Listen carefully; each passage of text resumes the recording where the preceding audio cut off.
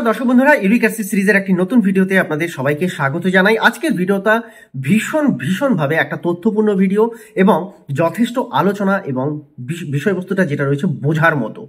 তাই আপনাদেরকে বুঝতে হবে এই বিষয়বস্তুটা, যাতে আপনারা বুঝে আপনার আরেকজনকে আপনি রেফার করতে পারেন এবং সেভাবে বোঝাতে পারেন। আপনার প্রতিবেশী হোক, আত্মীয় স্বজন হোক, যাকে হোক আপনি বোঝাতে পারেন ব্যাপারটা। তাই বোঝার জন্য আজকের এই ভিডিওটা অত্যন্ত গুরুত্বপূর্ণ। যারা শুধুমাত্র ভিডিও স্ক্রল করে দেখেন না, একের পর এক মিনিটের বেশি কোনো ভিডিওতে স্টে করেন না, চটচট করে শুধু স্ক্রল করে দেখেন, তাদের আমি রিকোয়েস্ট করব শুধুমাত্র এইভাবে দেখে আপনাদের কোনো লাভ হবে না, আপনারা বুঝতেই পারবেন না ব্যাপারটা।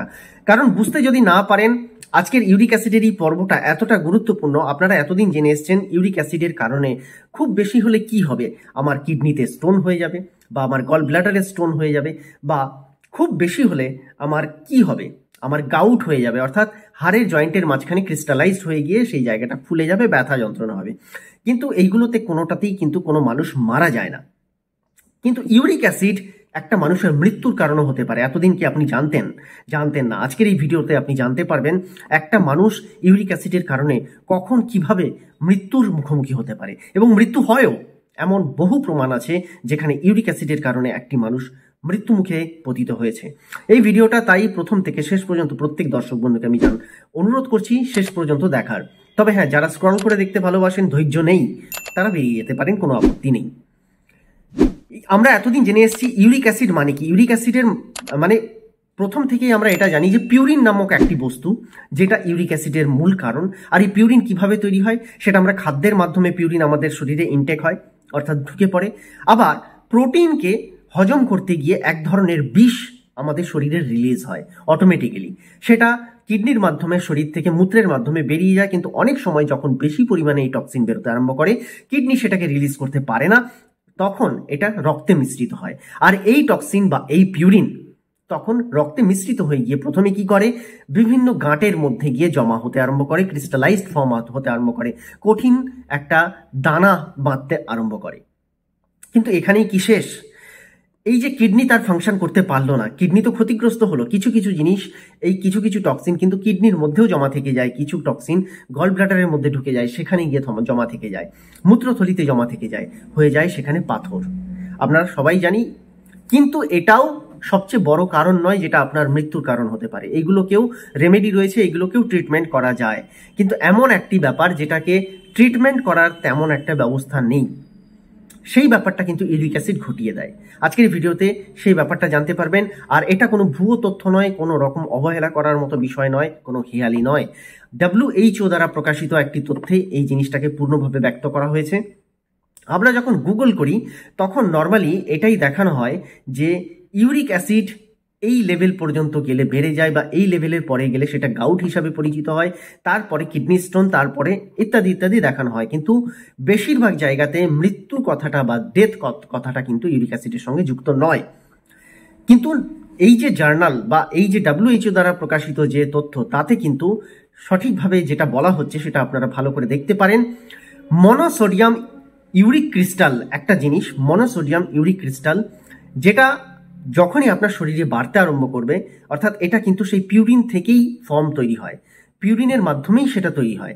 তো এটা যখনই বাড়তে আরম্ভ করে, আপনার মেটাবলিক সিস্টেমটাকে পুরোপুরি ডিসব্যালেন্স করে দেয়। মেটাবলিক মানে আপনার প্রতিদিনের দৈনন্দিন কার্য, দৈনন্দিন সব কিছু চালানো, জৈবিক বৃত্তি যেটা, সেটাকে চালানোর মতো যে ক্ষমতা, যে একটা নির্দিষ্ট সার্কেল, নির্দিষ্ট সিস্টেম, সেটাকে শেষ করে দেয়। আচ্ছা, হাই প্রেশার তৈরি করে দেয়, আপনার ইনসুলিন রেজিস্ট্যান্স একদম কমিয়ে দেয়, আপনার স্ট্রোকের সম্ভাবনা প্রচুর পরিমাণে বাড়িয়ে দেয়। মানে বুঝতে পারছেন, একসাথে এতগুলো রোগ তৈরি হতে পারে। আপনার যখনই ইনসুলিন রেজিস্ট্যান্ট অত্যন্ত কমে যাবে, তখন কি হবে? যখন ইনসুলিন রেজিস্ট্যান্ট কমে যাবে, আপনার অটোমেটিক্যালি ডায়াবেটিস একটা মানে লাফে বেড়ে যাবে। রাতারাতি আপনার ডায়াবেটিস বাড়বে, সুগার বাড়বে। স্ট্রোকের সম্ভাবনা হলে কি হবে? অবশ্যই আপনার হার্ট বিকল হবে, মরবেন আপনি। যদি সঠিকভাবে ট্রিটমেন্ট না হয় মরে যেতে পারেন। হাই প্রেশার কি করতে পারে? আপনার পুরো জীবনটাকে বরবাদ করতে পারে। হাই প্রেশারের সঙ্গে হাই সুগার একেবারে মানে বলতে পারেন যে কি বলবো, এমনভাবে যুক্ত একটার সঙ্গে আরেকটা, যে একটাকে হয়তো দেখতে পাচ্ছি না আমরা, হাই প্রেশার হয়েছে, হাই সুগারটাকে আমরা দেখতে পাচ্ছি না, কিন্তু জেনে রাখতে হবে শুধুমাত্র একটা পাতলা পর্দা দিয়ে এটাকে ঢেকে রাখা হয়েছে, দুটো কিন্তু একে অপরের সঙ্গে যুক্ত। যখনই আপনার প্রেশার হবে আপনি জেনে রাখবেন একটু অবহেলা করেছেন কি আপনার হাই সুগার খুব সহজে আপনাকে ধরে নেবে। আর হাই সুগার মানে তো ডায়াবেটিস, এই জিনিসগুলো চলে আসছে। মেটাবলিক সিনড্রোম যখন তৈরি হচ্ছে, মেটাবলিক সিনড্রোম তৈরি হয়ে যাওয়া মানেই আপনার অটোমেটিক্যালি ইমিউনিটি পাওয়ার অনেক অনেক কমে গেল, আপনার নার্ভাস সিস্টেম দুর্বল হয়ে গেল, আপনার টোটাল পরিপাক যন্ত্র, আপনার পেটের সমস্ত, পেটের মধ্যে যত রকম মানে ইয়েগুলো রয়েছে, অর্গ্যানগুলো রয়েছে, অঙ্গগুলো রয়েছে, সেটা কিডনি হতে পারে, লিভার হতে পারে, যাই হোক না কেন, প্রত্যেকটা কিন্তু অনেক অনেক বেশি কমজোরি হয়ে গেল। অর্থাৎ আপনার বলতে গেলে টোটাল সিস্টেমটাই অনেকটাই দুর্বল হয়ে গেল, ঢাঁচাটাই শুধু পড়ে রইল, ভেতরে তেমন কিছু স্ট্রং মজবুত বলতে পারেন যে ভিত কিন্তু রইল না। এবার এটা হচ্ছে কি দেখুন, যখনই এই জিনিসগুলো বেড়ে যাচ্ছে, অর্থাৎ মনোসোডিয়াম ইউরিক ক্রিস্টাল যখনই বেড়ে যায়, আপনার হার্টের মধ্যে যে 4টে আর্টারি ব্লক থাকে, অর্থাৎ ছোট ছোট যে কোষ, মানে বলতে পারেন যে কোষযুক্ত গ্রন্থিগুলো থাকে আমাদের হার্টের মধ্যে, ছোট ছোট ফাঁকা ফাঁকা প্রকোষ্ঠ থাকে, ঠিক আছে? তো সেই ফাঁকা প্রকোষ্ঠগুলোকে কি করে, এই কোষগুলো, ফাঁকা প্রকোষ্ঠের কোষগুলোকে ফুলিয়ে দেয়, ইনফ্লামেশন করে। তার ফলে কি হয়, আর্টারি অর্থাৎ আমাদের যে ক্ষমা করবেন, যে রক্তবাহী নালিকাগুলো, সেই নালিকাগুলোর মধ্যে যখন এই কোষগুলো ফুলে যায়, সেই নালিকার মুখ মানে যে প্রবাহ, সেই প্রবাহ অনেক কমে যায়। তার মধ্যে যেটা আমরা কোলেস্টেরলের ক্ষেত্রে বেশিরভাগ দেখতে পাই, যে ভেতরে অনেক চর্বি জমে যাওয়ার ফলে মেন প্রবাহের জায়গাটাই অনেকটা কমে যাচ্ছে, যার ফলে সেখানে কিন্তু ঠিকমতো রক্ত প্রবাহ হতে পারছে না, হাই ব্লাড প্রেশারের সমস্যা তৈরি হচ্ছে, বা আদার্স অন্যান্য সিমটমগুলো দেখতে পাচ্ছি আমরা। তো এখানেও সেম জিনিসটা তৈরি হয়, এখানে চর্বি থাকে না, কিন্তু অটোমেটিক সেই কোষগুলো ফুলে গিয়ে সেই জায়গাটাকে অনেকটা সংকীর্ণ করে তোলে, যার ফলে রক্ত প্রবাহ ঠিকমতো হতে পারে না। তার ফলে কিন্তু আপনার হাই ব্লাড প্রেশার বা হাইপার বলতে পারেন যে কি বলে অ্যাংজাইটি, সেই জিনিসগুলো কিন্তু আস্তে আস্তে চলে আসে। ইউরিক অ্যাসিড হার্টের মধ্যে একটা বলতে পারেন যে মানে রিয়াকশন অক্সিজেন তৈরি করে, ঠিক আছে? ইউরিক অ্যাসিডের যে পিউরিন, সেই পিউরিন কিন্তু একটা রিয়াকশন অক্সিজেন তৈরি করে, আর এই রিয়াকশন অক্সিজেন কি করে, আর্টারিতে সাইটোকাইন্স ইনফ্লেমেটরি এবং এর যে মলিকিউল, সেই মলিকিউল তৈরি করে। এবার সাইটোকাইন্স ইনফ্লেমেটরি মলিকিউলটা কি?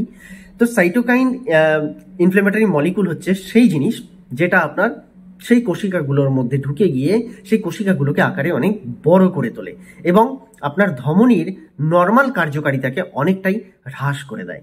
অর্থাৎ হৃৎপিণ্ডের যে স্পন্দন, সেই স্পন্দন কিন্তু অনেক অনেক কমিয়ে দেয় বা অনেক স্লো করে দেয়, আর তার ফলে সঠিকভাবে আপনার হৃৎপিণ্ড কিন্তু রক্ত পাম্প করতে পারে না। আপনার শারীরিক যে ক্রিয়া, আপনার শরীরে যে অক্সিজেনের প্রবাহ, সেটা আস্তে আস্তে অনেকটা কমতে আরম্ভ করে। তার ফলে আপনার মস্তিষ্কের বিভিন্ন রকম সমস্যা তৈরি হয়, নার্ভাস সিস্টেম দুর্বল হয়ে পড়ে, আপনার হজম শক্তি দুর্বল হয়ে পড়ে, আপনার টোটাল অর্গানগুলো ঠিকমতো অক্সিজেন প্রবাহ না পাওয়ার জন্য বা নিউট্রিশন না পাওয়ার জন্য সেগুলো কিন্তু আস্তে আস্তে অনেক দুর্বল হতে আরম্ভ করে, তার স্বাভাবিক কার্যকারিতা হ্রাস পেতে আরম্ভ করে।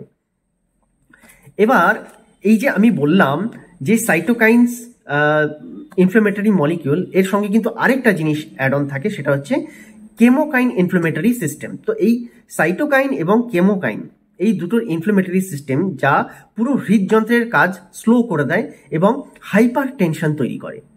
হাইপার টেনশনের সঙ্গে সঙ্গে আপনার ইনসুলিন রেসিস্ট্যান্টকে অনেক কমিয়ে দেয়, যা ডায়াবেটিসের জন্য অত্যন্ত ভয়ঙ্কর একটা ব্যাপার। স্ট্রোক তৈরি করে। এরপরে যেটা তৈরি করে বন্ধুরা, আপনার শুধু এইটুকু যে তৈরি করলো তা নয়, এটা সঙ্গে সঙ্গে আপনার কিন্তু হার্টের মধ্যে এই ইউরিক অ্যাসিড নাইট্রিক অক্সাইড তৈরি করে, ক্ষমা করবেন, নাইট্রিক থাকে। অর্থাৎ আপনার যে ধমনীটা, সেই ধমনীর মধ্যে এক ধরনের পাতলা একটা দেওয়াল থাকে, একটা পাতলা পর্দা থাকে, তো সেইটাকে এন্ডোথেলিয়াম বলা হয়। তো এই এন্ডোথেলিয়ামের মধ্যে নাইট্রিক অক্সাইড তৈরি করে এই ইউরিক অ্যাসিড, যা আপনার আর্টারির মধ্যেকার নালিকাকে আরও অনেক বেশি সংকীর্ণ করে দেয়, যেটা আমি আগে বললাম। তো এটা WHO দ্বারা প্রকাশিত একটি তথ্য। তারা বৈজ্ঞানিক ভাষায় বা মানে ডাক্তারি পরিভাষায় জিনিসটাকে বোঝানোর চেষ্টা করেছে। আমি এখানে আপনাকে একটা পাতি বাংলায় মোটামুটি তুলে ধরার চেষ্টা করলাম যে কি কারণে আপনার এই সম্ভাবনা তৈরি হয়। তো বুঝতে পারছেন যে এখানে ইউরিক অ্যাসিডকে আমরা শুধুমাত্র একটু কমে গেছে বলেই যদি খাদ্য খাওয়া বা লাইফস্টাইলে একটু ঢিলেমি দিয়ে দিই, তো সেই ক্ষেত্রে এটা পরবর্তীতে কোন কোন জায়গায় আপনাকে এফেক্ট করতে পারে, টোটাল আপনার সিস্টেমটাকে ডিসব্যালেন্স করতে পারে, আপনার টোটাল হরমোনাল ব্যালেন্সকে ডিসব্যালেন্স করতে পারে, আপনার প্রত্যেকটা অঙ্গ প্রত্যঙ্গের কাজকে অনেক বেশি মন্থর বা স্লো করে দিতে পারে। আর তার ফলে আপনার স্বাভাবিক স্মৃতিশক্তি, ঘুম, চিন্তা শক্তি এবং অবশ্যই সমস্ত কার্যকারিতা যেটা ব্রেন দ্বারা নিয়ন্ত্রিত হয়, সমস্ত কার্যকারিতা যেটা আমাদের পরিপাক যন্ত্র, আমাদের খাদ্য খাওয়া, আমাদের হজম শক্তি, আমাদের জীবনী শক্তি, টোটাল জিনিসটাকে কিন্তু হ্যাম্পার করে তোলে। আর তার ফলে আমাদের জীবন অনেক দুর্বিষয় হয়ে ওঠে। আর এই জিনিসটাকে যদি অবহেলা করা হয়, আপনারা বুঝতেই পারছেন, হার্ট অ্যাটাক যে কোনো মুহূর্তে হতে পারে, স্ট্রোক হয়ে আপনার মৃত্যু যে কোনো মুহূর্তে হতে পারে, আপনার হাই ডায়াবেটিস এমন লেভেলে পৌঁছে যেতে পারে যেখান থেকে সেটাকে আর নামানো সম্ভবই না, এবং সেই ক্ষেত্রে আপনার টোটাল অর্গান ফেলিওর হয়ে আপনি মারা যেতে পারেন। ডায়ালিসিসের আপনার কিডনি এমন পর্যায়ে পৌঁছে যেতে পারে যেখান থেকে আপনার কিডনিকে ডায়ালিসিস করেও আর পুনরায় মানে সেই জায়গাটাকে আর করা সম্ভব না, রিকভার করা সম্ভব না, একমাত্র ট্রান্সপ্লান্টেশন ছাড়া আর কোনো উপায় নেই। কিন্তু ট্রান্সপ্লান্টেশন করেও বা লাভ কি, সেই তো একই জিনিস আবার পুনরাবৃত্তি করবে, তাই না? তাহলে এই জিনিসটাকে করার জন্য আপনারা ইউরিক অ্যাসিডকে একটু গুরুতরভাবে, একটু সিরিয়াসলি নেওয়ার চেষ্টা করুন। ইউরিক অ্যাসিডকে যেভাবে দমন করার কথা বলা হয়, মূলত আপনাদের জীবনশৈলী, আপনাদের খাদ্য খাওয়ার অভ্যাস, আপনাদের ডেইলি লাইফস্টাইল যেটা আছে সেটাকে যতটা পারবেন হেলদি রাখুন, প্রাকৃতিক নিয়মের সঙ্গে নিজেকে গড়ে তোলার চেষ্টা করুন, আর্টিফিশিয়াল জিনিস থেকে দূরে থাকুন। বারবার বলা হয় শুধুমাত্র ওষুধ কাজ করে না, এই ক্ষেত্রে আপনার লাইফস্টাইল ভীষণভাবে দায়ী। আর তার সঙ্গে আপনার মানসিক ব্যাপারটাও আপনাকে মাথায় রাখতে হবে। আপনাকে মনে রাখতে হবে যে আপনার ইউরিক অ্যাসিড কিন্তু দিনের দিন কম হচ্ছে, এই জিনিসটা আপনাকে ভাবতে হবে, আপনাকে মনের মধ্যে সবসময় আনতে হবে যে আমি সুস্থ হয়ে উঠছি, প্রতিদিন আপনাকে ভাবতে হবে এটা। তবেই গিয়ে মানসিকতার সঙ্গে আপনার শারীরিক যে ক্রিয়া সেটা মিলিত হয়ে ইউরিক অ্যাসিডকে দমন করবে। শুধুমাত্র ওষুধ সব কিছু করতে পারে না। তাই এই ভিডিওটা অবশ্যই বেশি পরিমাণে শেয়ার করতে ভুলবেন না, কারণ অনেক মানুষ আছেন যাদের এই ব্যাপারগুলো জানা নেই। তো তাদের জানানোর জন্যই আজকের এই ভিডিওটা আমার। খুব তাড়াতাড়ি দেখা হবে নতুন একটি ইনফরমেটিভ ভিডিওর সঙ্গে। ভালো থাকবেন, সুস্থ থাকবেন। যারা নতুন আসছেন চ্যানেলটিকে সাবস্ক্রাইব করে যেতে পারেন। নমস্কার।